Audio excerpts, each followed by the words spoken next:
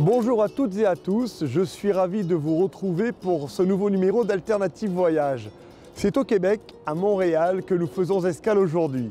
Source de nombreuses actions de développement durable, nous allons vous présenter le défi zéro déchet.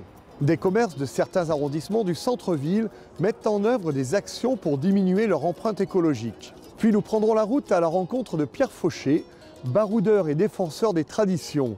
Il nous fera découvrir sa cabane à sucre, mais aussi les maisons de trappeurs qu'il a sauvées de la démolition contre des programmes immobiliers.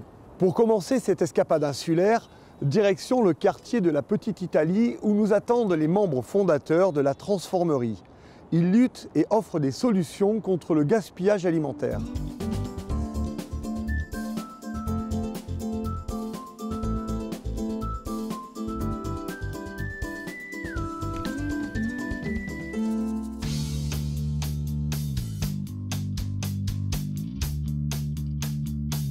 Bordée par le fleuve Saint-Laurent, la ville est construite sur l'île de Montréal.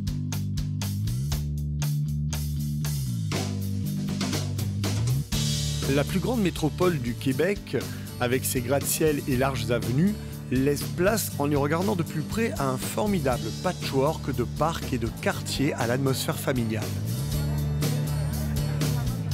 C'est sur le boulevard Saint-Laurent que j'ai rendez-vous avec Guillaume Quentin, chef cuisinier. Il est à l'initiative de la Transformerie, association de lutte contre le gaspillage alimentaire. Y a quelqu'un ?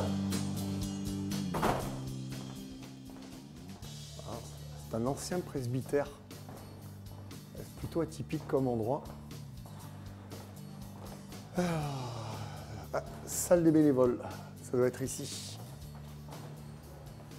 Bonjour Guillaume. Allô Xavier, ça va? Ouais, ravi de te rencontrer. C'est réciproque. Tu viens avec moi, on va aller cuisiner des pommes. Ouais, j'arrive.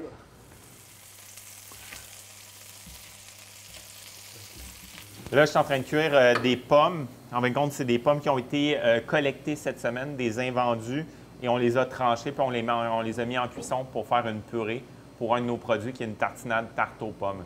On fait des recettes, c'est-à-dire on vient valoriser la qualité des invendus d'épicerie. Fait qu'on travaille avec des commerces partenaires, des épiceries dans le quartier et à Montréal qui nous donnent leurs invendus. Et nous, on en prend le 26 pour faire des produits commercialisés qu'on appelle les produits rescapés. C'est 6 tartinades, 2 marmelades, 2 sauces qu'on revend chez ces commerces-là et d'autres points de vente. Puis après ça, il y a 67 le 2 tiers de la nourriture non transformée qu'on redonne à des organismes en dépannage alimentaire qui aident des gens le besoin. Fait qu'on aide à soutenir cet écosystème-là parce qu'on reçoit aussi de la viande, du poisson, des produits de boulangerie, produits laitiers, des produits secs. Ces produits sont directement donnés aux... Redistribués. Nous, on les trie, on s'assure de bien conditionner ça et après ça, on les redonne et aussi une partie des fruits et légumes parce qu'on ne transforme pas tout parce qu'il y a des centaines de variétés de fruits et légumes. Vainqueur de l'émission Les Chefs de Radio-Canada et après plusieurs années à officier dans de prestigieux restaurants, Guillaume est mis au défi par un ami de cuisiner un repas gastronomique à partir de produits invendus récupérés dans les poubelles d'épicerie. Comme un électrochoc, il prend conscience de l'étendue du gaspillage alimentaire et décide de mettre à profit ses talents pour enrayer cette problématique en mettant entre parenthèses sa carrière. Le grand public, tu sais, qu'on parle d'invendus, je pense qu'on a une fausse perception. C'est cette perception-là que j'avais au départ, moi, avant de faire le défi de se lancer dans des containers dans les poubelles. C'est qu'on voit ça comme si c'était moisi, plus comestible. Mais au final, ces aliments-là, souvent, c'est les aliments qui sont mûrs à point. Si on parle des fruits et légumes, ou, exemple, une orange avec une micro-tache dessus, puis à cause qu'il y a une abondance sur l'étalage, on peut faire le choix. Puis celle-là qui a une micro-tache dessus, on ne la prendra pas, mais au final, on ne mange pas la pleure en général, fait que ça ne change rien. Puis c'est pour ça qu'on se ramasse avec des invendus qui sont hyper beau. Et toi, là, tu n'es pas seul. Enfin, tu es seul en cuisine, mais après, les produits, il faut les collecter, il faut les trier. Qui s'implique avec vous dans on a la chance d'avoir vraiment une super équipe de 6 employés. Combien? 6 employés. 6 employés.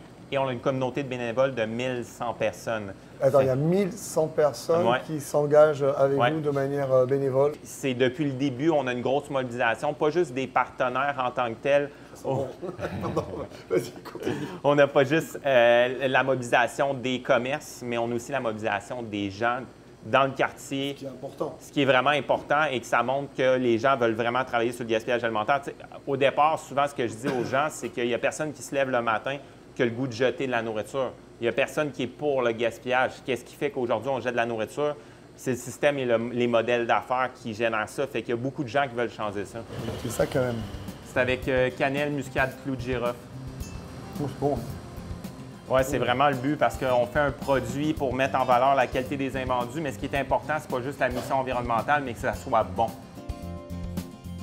La transformerie, pour nous, c'est un nom qui fait du sens. Puis, au départ, avec le projet Rescapé, oui, on transforme des aliments, mais ce n'est pas notre finalité. C'est clair que pour nous, on veut aller vers transformer les habitudes, les humains et le système alimentaire. C'est pour ça que le nom de transformerie fait du sens dans cette poursuite d'enrayer le gaspillage alimentaire. C'est à quelques rues de l'ancien presbytère, dans le quartier de la Petite Italie, que j'ai rendez-vous avec Emma Sarrazin.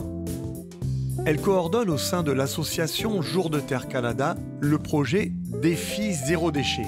Mais de quoi s'agit-il exactement? En fait, ça vise à encourager le passage à l'action des petits commerces pour en fait les aider à tendre vers le zéro déchet. Donc réduction à la source, recyclage, tout ça. Et le défi, ça touche pas juste la gestion des matières résiduelles, ça va aussi plus loin. Donc on vient essayer de travailler sur le gaspillage alimentaire, sur promouvoir le réutilisable, beaucoup. Donc on travaille un peu sur plusieurs choses en même temps. Puis en fait, on s'adapte aussi beaucoup à la réalité des commerces. Ce qui est certain, c'est qu'il faut qu'on fasse quelque chose pour l'environnement. Et en fait, ce qu'on voit beaucoup, c'est qu'il y a besoin d'aide. Il y a beaucoup de choses à faire. La transition écologique, c'est vraiment quelque chose qui est censé être en marche dès maintenant. Et donc moi, j'avais envie d'y contribuer et d'aider en fait mon quartier, ma ville, mes commerces, les commerces que je fréquente aussi, à faire améliorer leurs pratiques en fait. Écoute, ce que je te propose, c'est qu'on pourrait aller voir un peu les commerces justement qui ont participé. Ouais, ça m'intéresse de voir comment ça se passe. Ils vont être heureux là de montrer un peu ce qu'ils ont pu mettre en place et c'est vraiment cool. Le processus, moi aussi, tu sais, il faut que ça monte dans mon cerveau. Je suis grand. Donc j'ai intégré le défi zéro déchet principalement parce qu'on a cogné à ma porte, puis que la personne était sympathique et que ça semblait atteignable en fait comme challenge. Donc je me suis dit j'embarque. Donc j'avais une réorganisation des déchets, réorganisation des bacs. Concrètement, on envoie les bouchons de liège, là, des bouteilles de vin, quelqu'un les réutilise, une compagnie vient les chercher. Après ça, on a les consignes, toutes les petites canettes là, de soda et compagnie. Après ça, bien évidemment, tout ce qui est utilisé au bar, là, les citrons frais, les feuilles de menthe, les petites fleurs et tout ça, ça s'en va après utilisation là, dans le bac de compost. Les papiers d'imprimante, tout ce qui est reçu et tout ça, s'en va directement au recyclage. Donc bref, c'est juste de compartimenter chaque chose à sa place pour qu'il y ait soit une deuxième vie ou soit qu'il soit géré de meilleure façon.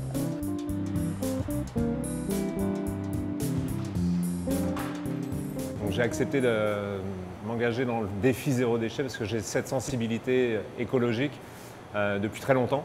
Et puis ça m'intéressait d'avoir des aides supplémentaires pour améliorer notre gestion des déchets. On a amélioré la qualité du tri. On faisait moins de compost, on a développé le compost. On a amélioré la gestion de notre production pour moins produire de déchets. Les clients sont très difficiles à sensibiliser, mais il faut les encourager, il faut leur en parler. Il faut attaquer un petit peu au porte-monnaie. De temps en temps, on fait payer les sacs plastiques, alors qu'on ne fait pas payer les sacs en papier. Il faut vraiment sensibiliser en communiquant. Et on a quand même de plus en plus de gens qui viennent avec leur sac à pain, qui viennent avec leur tasse personnelle. Donc, on sent qu'il y a comme un début d'émulation autour du projet Zéro Déchet. Alors, ce que je retiens de l'expérience, c'est que ça semble challengeant d'intégrer ça dans un quotidien, dans une business, mais ce n'est pas du tout. Il suffit de prendre la liste, un à la fois, en fait, d'intégrer, puis d'essayer de motiver son équipe à suivre. Puis après ça, ça se fait tout seul, en fait. C'est vraiment une question de réflexe. C'est ça qu'on s'est rendu compte là, en instaurant ça ici. Après 1 heure de trajet, nous arrivons à Rigaud, village situé en pleine forêt. C'est à la sucrerie de la montagne que nous attend Pierre Fauché. Producteur de sirop d'érable, cet ancien aventurier a, dans les années 70, sauvé de la destruction des anciennes cabanes de trappeurs contre des programmes immobiliers. Aujourd'hui, il travaille en famille à la protection du patrimoine et de l'environnement en sensibilisant les visiteurs. C'est quoi, toi, le message que tu veux transmettre aux personnes qui viennent ici?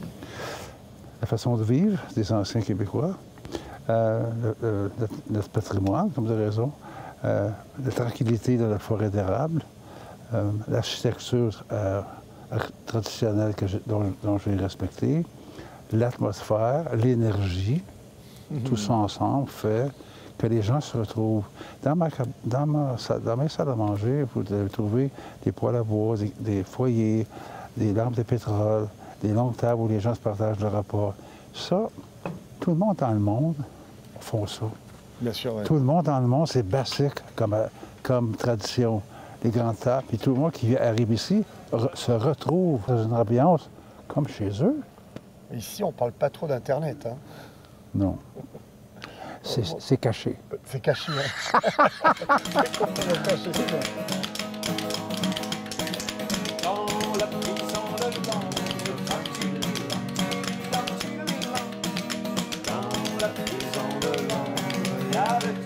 Qu'est-ce que tu voudrais transmettre aux nouvelles générations, tiens, à tes petits-enfants qui viennent te voir presque? Je vais donner un exemple de jeunes, couple de 20 ans, qui se sont fiancés, que les parents ont offert une nuit dans mes cabanes. Fait que là, ils rentrent, je lui donne les clés, ils arrivent dans la cabane. 5 minutes après, ils rentrent à la salle à manger, ils viennent me voir. Mais je dis, est-ce qu'il y a quelque chose qui ne va pas? Mais il me dit, il n'y a rien dans ça. Il n'y a rien.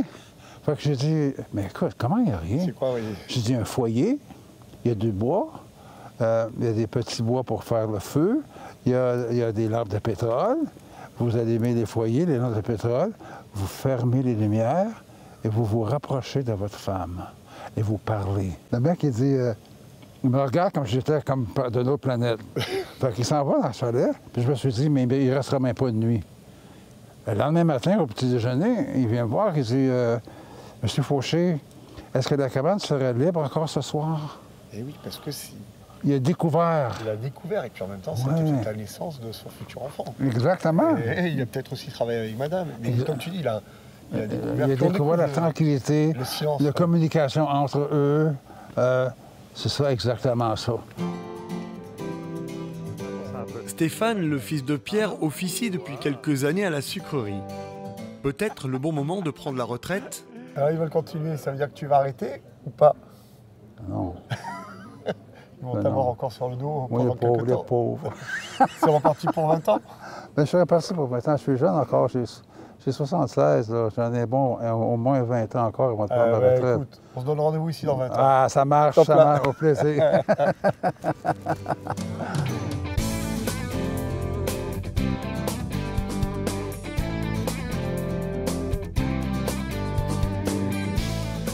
C'est au parc du Mont-Royal, un des poumons verts de la ville, que s'achève notre voyage.